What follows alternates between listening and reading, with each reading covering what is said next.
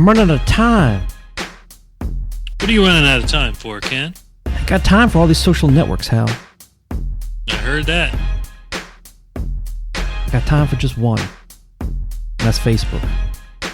How do you feel? Time is precious. There's a lot of things competing for our attention these days, of course. And when it was, back in the early days with the MySpace, there was only one to use. Oh, those were the good days. I remember that. That was just easy. You didn't have to think about Twitter, Instagram. I know the hardest Snapchat. the hardest thing you had to do is decide who was going to be in your top 8 and set your background music right. for your profile. Nobody was tumbling. There were no tumbling then. Yeah. So it was easy back in the day. And even when Facebook came around, it kind of mostly killed off MySpace. So most people just kind of moved over. But then before you know it, proliferation happened, and we end up with Instagram and Twitter, and before you know it, there's Snapchat and Kick, and just more that Yo. You've heard of Yo? Yo, no, Yo is new to me. I have not heard Yo. Yeah, so Yo is it's the simplest one there is. You can send people the word Yo. That's it. Mm-hmm. That's the whole thing. Yeah, and then I remember people telling me about Path. They're like, "Oh, Path is going to be the new Facebook." Like that disappeared. I never heard much about that. I was like, and it was never heard from again. Everything's the next Facebook. You know how easy it is to make a social network right now? Like there's like easy. WordPress plugins. You can start your own like little knitting. Your knitting social network. It's almost kind of like starting internet forums back in the day, right? Right, true. Yeah, there was just like some kind of software that you could run, and you just have a forum. Anybody could start a forum. Yeah. So with this proliferation, quickly it becomes untenable, really, to try and maintain all of these channels, even if you're really like staying at home all day long. Yep. Being able to do a decent job at them. It really doesn't make sense to try and keep them all up. So you end up, if you want to do any of them well, and especially if you have something to do like, a job or friends or anything, you have to kind of pick and choose which one's you're going to do just out of respect for time. Yeah. And I side with Facebook. That's me. I get the most interactions out of there. And you know what? They just reported their quarterly earnings, and they've got like over 1 billion active users. Right now, 1 billion. And they were saying like the Super Bowl has like, don't they get about 1 billion viewers on the Super Bowl? I don't recall. I'd have to look at those numbers. I think it's something like that because the Super Bowl goes worldwide.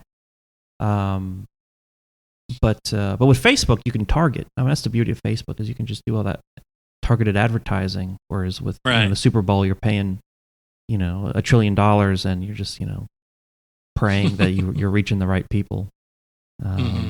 But I don't know. But I think everybody loves Doritos and beer, though. I don't know. Maybe that's just me, but I think that's a safe bet. That's a universal bet, I think, because it's pretty widespread. Yeah, we visited a few countries between the two of us, and I think we found beer in every one of them. Correct? Yeah, I did. Yeah, I sure did. Yeah, fried chicken. That's a good one. I see Colonel Sanders everywhere in Asia. They love Colonel Sanders. Oh, yeah. The man makes a good chicken. He represents the United States well, too, by the way. The Colonel gets around. Yeah. He's got a smiling face. Anyway, let's get back on track here. We're getting derailed. I think you're hungry.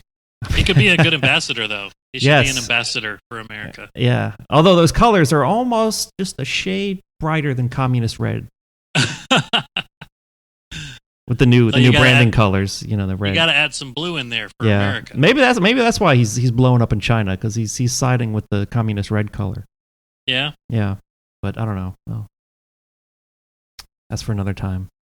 So Facebook. So anyway, Facebook, I get the most interactions out of Facebook.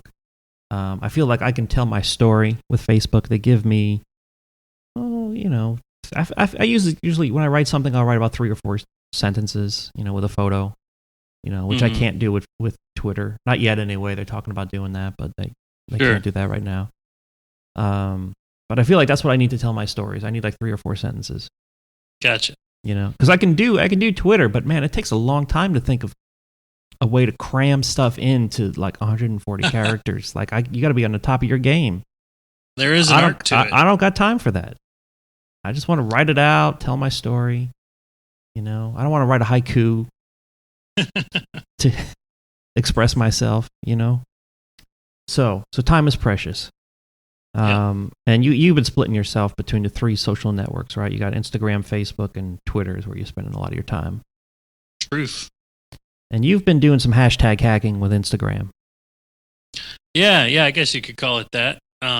You know, when I first started on Instagram, it was it's kind of an unfulfilling exercise. One point you make about Facebook is, at least if you're using it for personal stuff, you know, you've got kind of a built-in audience there. And I haven't used Facebook for anything professional. You know, it sounds like depending on what you're doing, you may have more engagement there too. Although, if you are in fact running a business account, we all know that it's pay to play. So that can be a little challenging with Facebook hiding all your stuff for a company. But yeah, Instagram doesn't have that sort of built-in audience. And, you know, I'm not an 18-year-old model, so I had to work a little harder to get some attention. Okay. So you're not working the booty is what you're telling me. No, I'm not working the booty on Instagram. It's not my style. That's an easy way to go, though. I'll tell you that. It is an easy. I'm not in it for the easy likes, Ken. I'm in it for the art. Yeah, the art. I'm in it for the art. Well, that's good. So booty free, I had to find a way to get some people to look at my photos, and so I mean, in Twitter, hashtags are obviously a way that you can help get your stuff found. And I know some of the more successful Instagrammers that I was following were using a pretty healthy number of hashtags, and so I started doing a little research on my own. There's no big fancy tool for it or anything, but you know, you get the right subject, and you can start typing in some stuff, and it'll give you suggested hashtags, and it'll rank them for you based on how many photos use those hashtags. Yeah. And so, I mean, that's not a perfect, but it's a pretty good proxy to get started. And of course, I also observed some of those more successful people who were, you know, Instagramming about the same kinds of things I was, you know, architecture, graffiti, and whatnot. And frankly, just stole some of the ones they were using. I made sure they were relevant, but you know, if someone else is, you know, hashtag Dallas graffiti, and I'm also photographing hashtag Dallas graffiti, then I'm going to try that one out. Right. And I think for extra likes, you could also put in like hashtag booty and then hashtag art or street art or whatever. Right. Right. Like I could put like hashtag side boob or hashtag hump day, you know, those kinds of things. Get those extra exposure. Yeah. You know, some people might be disappointed, but I bet I could get a few people to accidentally click like before they realized it was in fact something like a skyscraper. Right.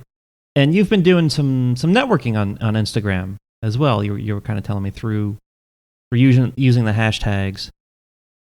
Yeah. Well, I mean, it's not always about using the hashtags specifically for the networking, but just you definitely can use Instagram just to get a connection with a more global sort of virtual community.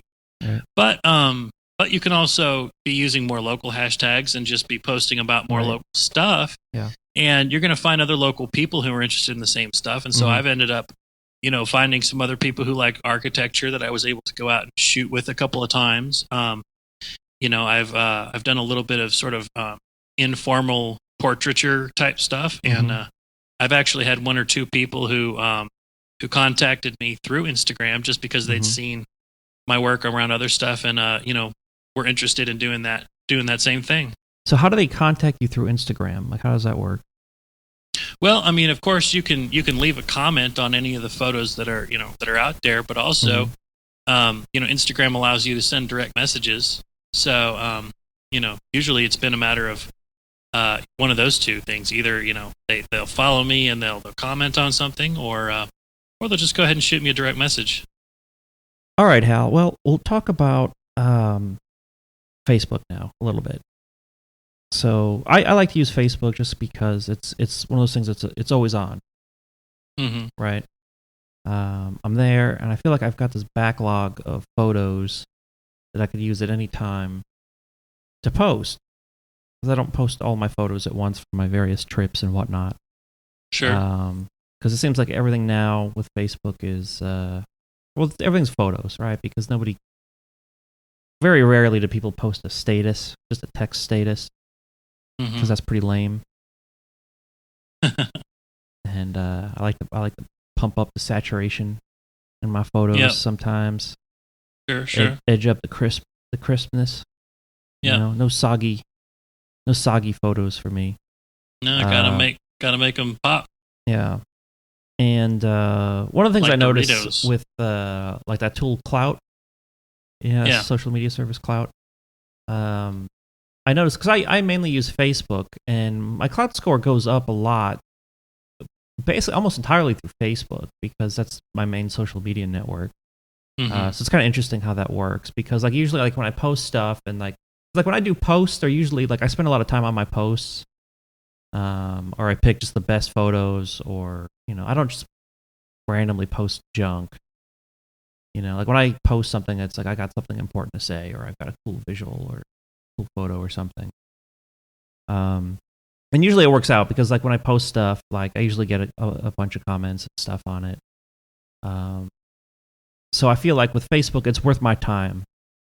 Whereas if I post something on Instagram or Twitter, like I don't feel like it's worth my time, because I just don't get the because it doesn't last very long. I don't feel like I get the reaction that I want on it. Do you feel like Twitter and Instagram are more transient in how long things are, kind of relevant, valid, going to get attention? Yeah, definitely. Why do you think that is? I think because there's so much material on Twitter and Instagram that it just, everything goes by in like 2 seconds. Do you think it also has to do with how you how your feed is set up, how many people you're following, that sort of thing? I guess it could be. You think I'm following too many people? I follow too many people, but maybe I'm just not putting them in a list. I guess what I'm really getting at is, do you think the way those feeds are set up make it easier or harder to find things, right? So for all of them, you can go and find an individual person, but almost nobody ever does that. Facebook tends to use a lot of algorithms to try and show you the stuff that it thinks you want to see the most. And you can set, different friendship levels, follow and unfollow people, even though your friends are not friends. Twitter, if you're just following the feed, it can get overwhelming pretty quickly, because there tends to be a volume of posts, and I've discovered the vast majority of people don't build Twitter lists in order to follow certain subsets. And if you don't do that, it's really easy to get overwhelmed. As you're going up the feed, you can get 30, 40 tweets in a minute just following a couple hundred people. And Instagram's a little bit the same way, right? So Instagram it's not really designed to have a lot of flexibility. It's designed to kind of show you the pictures that are right now. So unless you go to an individual user's profile and look through their individual pictures, and there's no way to make lists on Twitter that no way to make lists in Instagram that I'm aware of. You really are at the mercy of the feed, and to the point where, Facebook kind of got smart. And depending on your settings, it may bring you right back to where you were and just let you know there's new posts above. Instagram always takes you to the latest, even if you close the app for a second and come back to it.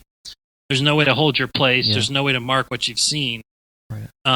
So it's really easy to get overwhelmed in that one too. Yeah, and that's kind of actually what I really love about Instagram, is it's so easy and simple. Yeah, it doesn't leave a lot of room for doing things different ways. You can only use it pretty much one way. Yeah. And that's so great. Whereas Facebook, I mean, man, there's so many settings on Facebook.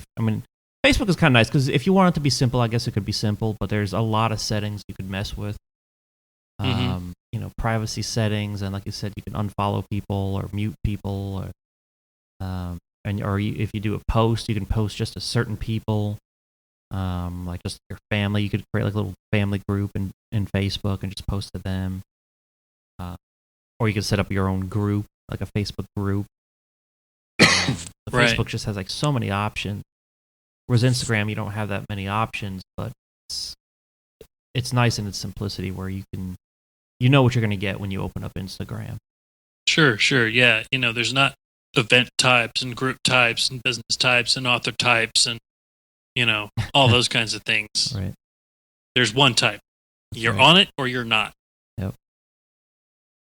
Facebook is my Monday through Sunday network. But you're saying, Hal, you've got like almost like the Fonzie, right? The Fonzie has like, he's got his girl for the weekend. He's got like a weekend girl. He's got like a Monday girl that he dates, and like, a midweek girl that he dates, right? And you've got that with your social media network. Am I right? You got 3 social media networks that you show some love to at different times during the week. Yeah, and I suppose a little like trying to date more than one woman. You got to divide it up, right? Mm-hmm. You got to show them all some love, and some of them will take it better than others when they're not getting attention. Facebook is, because it's the people I know, is the one that I check most frequently, and also for the reasons you said of kind of being a little easier to keep up with stuff. Mm-hmm. It's mostly people I know on there that I follow. Right, and the same with me too. You can't, and the way Facebook is set up is it's harder to do like public networking. Whereas Twitter, it's so easy. You could just like mention somebody. I mean, you could mention like Barack Obama or somebody like him, right? And then somehow like that could catch on and whatnot. Whereas Facebook is becoming a little more public, but it's still not at the level that Twitter is. And it's more designed for networks of people who already know each other to kind of, communicate. Right. Yeah. So much of it is, behind walls of privacy and that sort of thing. And that's fine. And so I use that one most consistently, I would say, just to keep up with people I know. Twitter and Instagram, I both use more sparingly. Twitter I use kind of in shots and bursts. That one I use mostly for professional things. Mm-hmm. It's got kind of a smaller, more niche audience at this point. It definitely was never the network where you were posting pictures of dinner or anything, but it is a place where a lot of sort of techie people, forward-thinking people, especially in the digital marketing world, spend a fair amount of time. And like you said, because it's more open, it's easier to do a lot of more networking and stuff there. So, I mean, I don't have the time to really go after it all the time, but I like to hit it hard a couple of times a week just to keep it going. And Instagram is really probably the least frequent one I use. Kind of like you said, you go on a vacation, you usually don't post all the pictures. So I tend to go in kind of flits and bursts. I go for, sometimes a couple of weeks without, just having any time to dedicate to putting on it. And then of course there's times when, I'll put a dozen pictures, over the course of a week or something, because I'm working on a set from a trip that I've edited. Yep. So I really use that one more for a hobbyist sort of thing. So much like the hobby, I pick it up and put it down when it suits me. You're a fair weather Instagrammer. Definitely. And I know there are people on there that are a lot more consistent. A lot more of them have, a lot of the more consistent people have bigger, more dedicated audiences. And a lot of them are professionals too, right? I mean, they're professional photographers and artists and models and whatever. Yeah, I feel like Instagram to me seems more like professional stuff. I mean, there's you could use it as like as Facebook where you just share photos and stuff, but I feel like it's more for professionals. I don't know. Do I have that right or? Well, I mean, I think there's professionals on Instagram, but I think I would try and make the argument that for a lot of the people, there's a little more artistic bent to Instagram. Mm-hmm. So even if you're not a professional photographer or model or makeup artist or something like that, professional hot person, right? There's a lot of amateurs and there's a lot of semi-pros, right? Prosumers, if you will. Prosumers, yeah. So I mean, I think the number of people that you know aren't what you would consider an average amateur that would just post an iPhone photo to Facebook, and I'm not talking about a Ken Mariko iPhone photo to Facebook. I mean just a schlumpy one where they managed to get the lighting to look wrong and the framing's all off and everything. Yep. There's not as much of that on Instagram. I think most of it's for people who are trying to make things look extra good, surreal. And well, not necessarily surreal, but you're trying to make it. You're trying to put quality into it. You're trying to put some art into it or some craft into it. Aspirational a bit. Exactly. So, I think a lot of people put a little more effort into their Instagram photos. Very good, very good. All right. Well, can we say that I'm just going to stick with Facebook pretty much, and you are going to do your Fonzie 3 different networks for the foreseeable future? Yeah, and you know what? As the tides shift, so might that mix, man. Yeah. Do you feel like more Facebook's coming your way, or what? What are you seeing? What does a Magic 8 Ball tell you? Well, I get a lot more juice out of Twitter than I think a lot of other people I know. I've even heard people run around saying like, "Oh, Twitter's dead." No, it's not dead yet. Like I've still found vendors and like gotten job interviews and stuff off of it. So it's certainly not dead, but I think it's become a lot more niche. And I think some of the recent numbers I saw said that it only has something like 8 million active users, monthly active users. That's 8 million? I mean, I can double check that number, but it's. I know they have 300 million users total around there. Yeah. So I guess only 8 million of those 300 are really using it. Yeah, I mean, I'd want to double check that number to be sure. I saw it in passing, but here's what we do know: of that 300 million users, how many of them are companies, and how many of them are people who got an account and didn't know what to do with it, tweeted 3 times, and just didn't do anything else. Right. Active users, I think it may not be that small, but it's definitely not a billion. And so I'll be interested to see, depending on what I'm trying to do at any given point, if there's networks that end up being better for what it is I'm trying to do at that time. Yep. That's where I feel like Facebook is going. I feel like Facebook's going to take everything. I feel like they're working on stuff like on a LinkedIn competitor. They own Instagram. So, and actually the Instagram, like when you share, I guess from Instagram to Facebook, like the photos come in really nice.